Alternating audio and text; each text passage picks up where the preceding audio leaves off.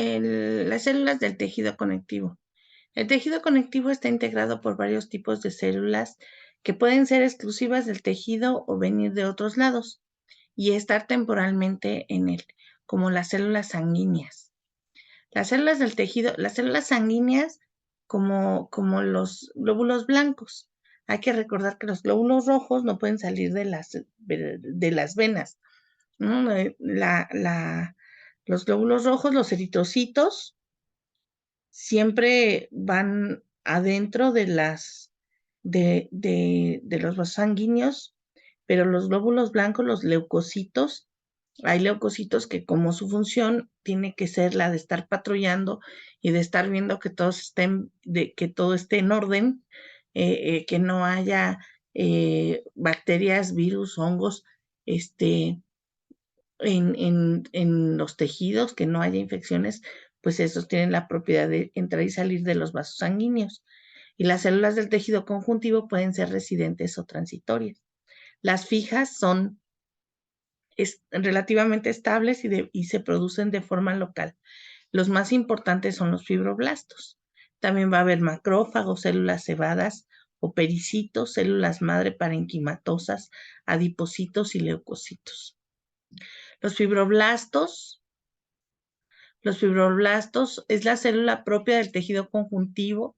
Son células precursoras de la matriz extracelular que sintetizan colágeno y elastina, glucosaminoglucanos, proteoglucanos y glucoproteínas de adhesión. Los fibroblastos es que van a producir su propia, su matriz extracelular, lo más importante, y producen colágeno y elastina, ¿sale? Sintetizan factores de crecimiento y regulan la capacidad metabólica. Cuando la célula se dedica a la síntesis se llama fibroblasto. Cuando la célula no está, no está activa, se llama fibrocito, y esa es una célula, un fibroblasto inmaduro, ¿no? Es un fibroblasto que se puede estimular para que pueda fabricar colágeno y elastina. Son grandes y la forma depende del medio en el que se encuentran. Regularmente son células fusiformes por su forma aplanada estrellada, con citoplasma abundante y presenta una gran cantidad de retículo endoplásmico rugoso para la síntesis de proteínas y un aparato de Golgi muy desarrollado. El fibrocito es cuando están inactivos y cambian su morfología. Se encuentran en todo el tejido conjuntivo embrionario o adulto y su actividad es metabólica. Su forma del fibrocito es una célula pequeña con cromatina condensada, retículo endoplásmico rugoso y su aparato de Golgi disminuyen con un citoplasma acidófilo.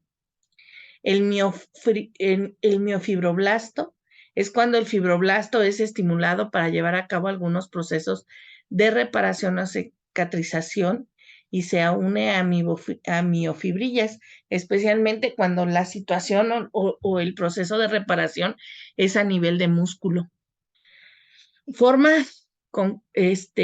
Tiene características citológicas del fibroblasto y células musculares lisas. Además, el retículo endoplásmico rugoso y aparato de Golgi tienen actina y cuerpos densos de células musculares y carecen de lámina basal. Los pericitos, vamos a ver que son células madre parenquimatosas y dan origen a las células diferenciadas que participan en la reparación y formación del tejido nuevo, así como el desarrollo de vasos sanguíneos. También son llamadas adventicias o perivasculares, se sitúan alrededor del endotelio de capilares y vénulas y se enroscan alrededor del capilar. Tienen la capacidad de diferenciarse en varios tipos de células como fibroblastos, adipocitos, condrocitos u osteoblastos, en respuesta a la reparación del tejido formando tejido conjuntivo y vasos sanguíneos. Sus características son de una célula endotelial y una célula muscular lisa. El macrófago o histocito se originan a partir de los monocitos que circulan en la sangre. Estas células pueden atravesar las paredes de las vénulas, llegan al tejido conjuntivo donde maduran y se convierten en macrófagos. aumentando de tamaño y se incrementa el aparato de Golgi, así como el número de lisosomas, microtúbulos y microfilamentos. Son capaces de captar partículas por endocitos y degradar las sustancias por medio de enzimas hidrolíticas a través de lisosomas. O sea, son los que se encargan de la fagocitosis. Los macrófagos en reposo son fijos, son en forma de huso o estrellados y se localizan entre las fibras de colágeno y su cromatina está condensada. Los macrófagos libres son grandes, redondeados, migran por medio de movimientos ameboideos en el tejido conjuntivo con citoplasma abundante, presentan vacuolas, gránulos, lisosomas y cuerpos residuales. Los plasmocitos son poco abundantes en el tejido conjuntivo normal. Su cantidad aumenta en zonas expuestas a microorganismos en casos de respuesta inflamatoria o inmunitaria. Presentan componentes importantes del tejido conjuntivo laxo. Están presentes en glándulas salivales, ganglios linfáticos, tejido hematopoyético.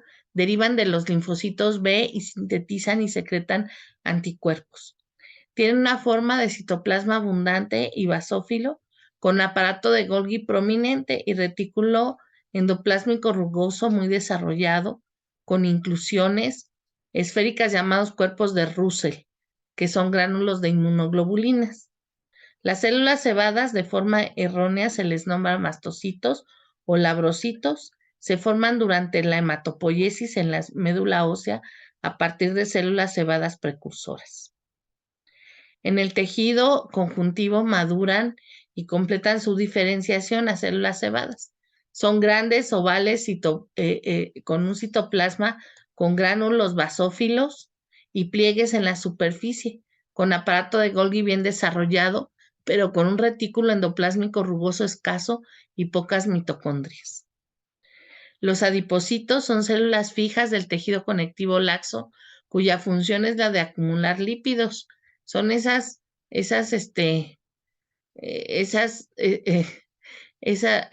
que habita en la ropa, ¿no? Que por las noches se multiplica. Son parecidos a gotas de aceite. Son células grandes, redondas, con un reborde muy fino de citoplasma que rodea una gran gota de lípidos almacenados. Cada adipocito está rodeado por una fina red de fibras reticulares. Pueden encontrarse aisladas o en pequeños grupos alrededor de un vaso sanguíneo.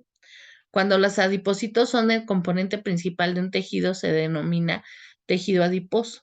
No tienen movilidad, no fagocitan nada, no tienen división mitótica, afortunadamente.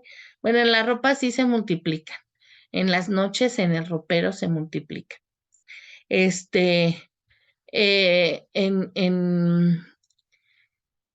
Y tampoco metabolizan nada, ¿sale? O sea, nada más no fagocitan, sino que tampoco metabolizan absolutamente nada. Ahora, tipos de tejido conjuntivo. El tejido conjuntivo propiamente dicho se refiere al tejido adulto y se divide en dos tipos, el denso y el laxo, de acuerdo al componente predominante y a su organización estructural. El tejido conjuntivo laxo va a ser denso modelado, que va a aparecer en los tendones, en la aponeurosis y en los ligamentos, el laxo y el denso no modelado.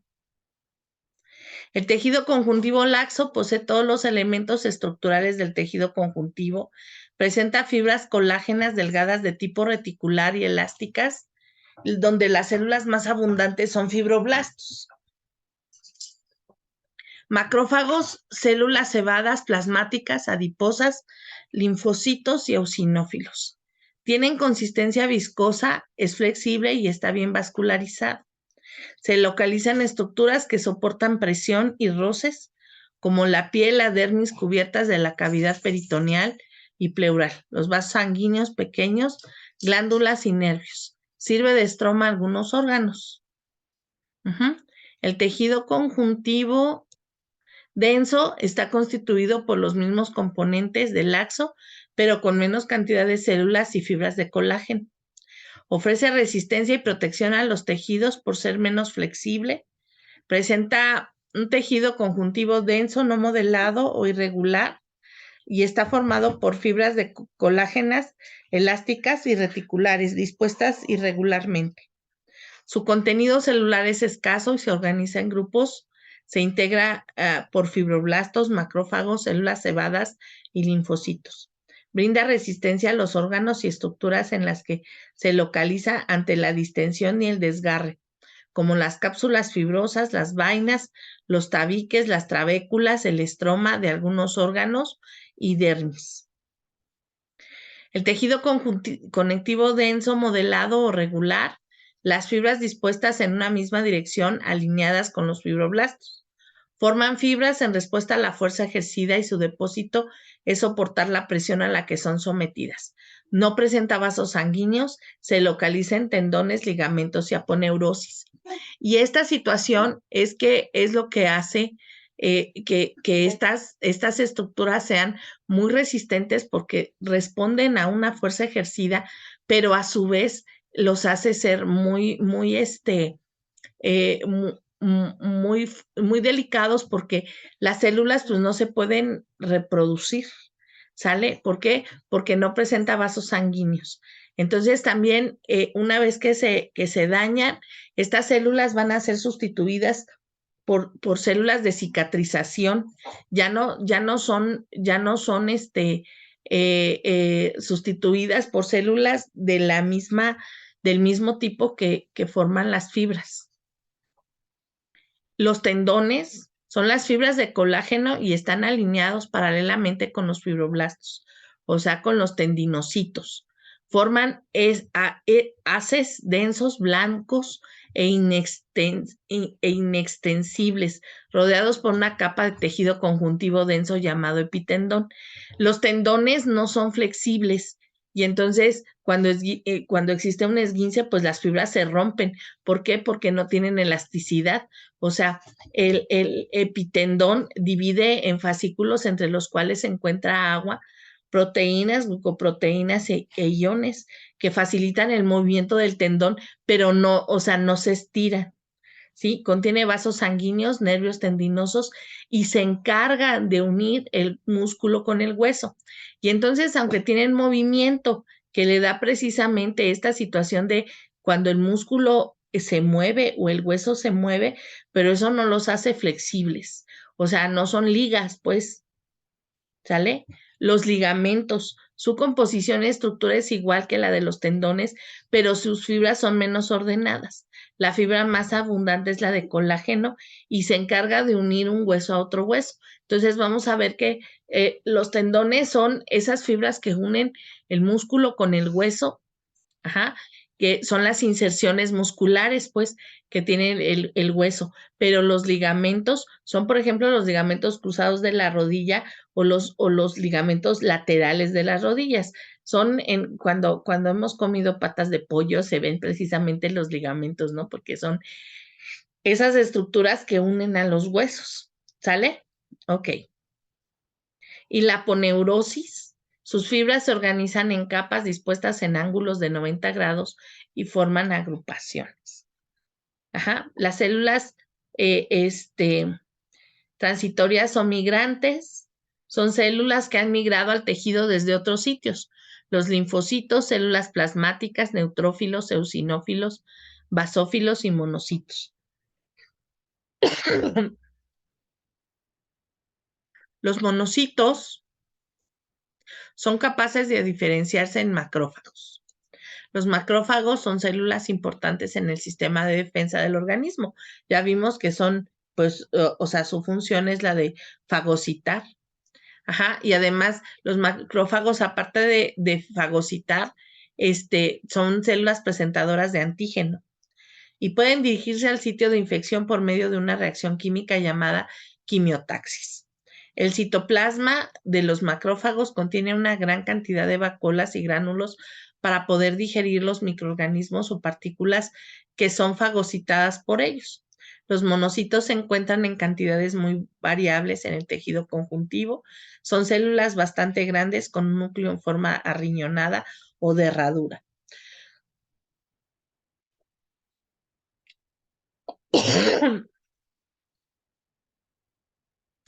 Ahora, el sistema retículo endotelial, son los microorganismos tienen muchas posibilidades de entrada al organismo, por lo que deben ser variables de mecanismos de defensa.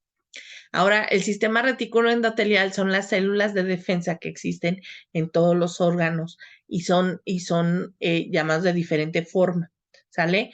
Entonces, van a ser los macrófagos del tejido conectivo, los monocitos de la sangre, la microglia del tejido nervioso, las células de Kupffer en el hígado, los fagocitos alveolares, las células reticulares del tejido hematopoyético. Estas células contienen rasgos morfológicos comunes y caracterizan todas por la capacidad de fagocitar. Los linfocitos, vamos a ver que son células más pequeñas del tejido conectivo y se mueven activamente, no son fagocíticos. Se encuentran en cantidades considerables en la submucosa del tubo digestivo y en las vías aéreas. Su cantidad aumenta notablemente en las reacciones inmunes, ya que son fundamentalmente para esa respuesta. Los linfocitos pues, son los generales, ¿no? Especialmente los linfocitos T, esos son los que van a armar toda la defensa. Cuando ellos detectan algo que no es parte del organismo, se encuentran una bacteria, un virus, un hongo o algún otro objeto, bueno, ellos son los que se encargan de formar las defensas, ¿no? Ellos van a decir qué células tienen que llegar, van a llegar al sitio y cuáles van a atacar primero. Eso es a lo que se dedican. La célula plasmática son de forma oval, su movimiento es lento, no son fagocíticas. Se encuentran en grandes cantidades en el tejido conectivo de la lámina propia del intestino y en el tejido linfoide. La cantidad aumenta notablemente en las infecciones crónicas. Es raro que sufran mitosis y se forman por transformación de ciertos linfocitos. Sintetizan y secretan anticuerpos. Los eosinófilos tienen un núcleo característico en herradura o con dos parches unidos por un fino filamento. Contienen enzimas hidrolíticas, son atraídos por los complejos antígeno-anticuerpo y los fagocitan. Los eosinófilos del tejido conjuntivo son muy semejantes a los de la sangre y ambos aumentan en presencia de enfermedades alérgicas o como en la fiebre del heno o el asma. Los mastocitos tienen en el citoplasma lleno de gránulos. Son células grandes, móviles, se encuentran dispersos ampliamente en el tejido conectivo, especialmente alrededor de pequeños vasos sanguíneos. Su función es secretar heparina e histamina.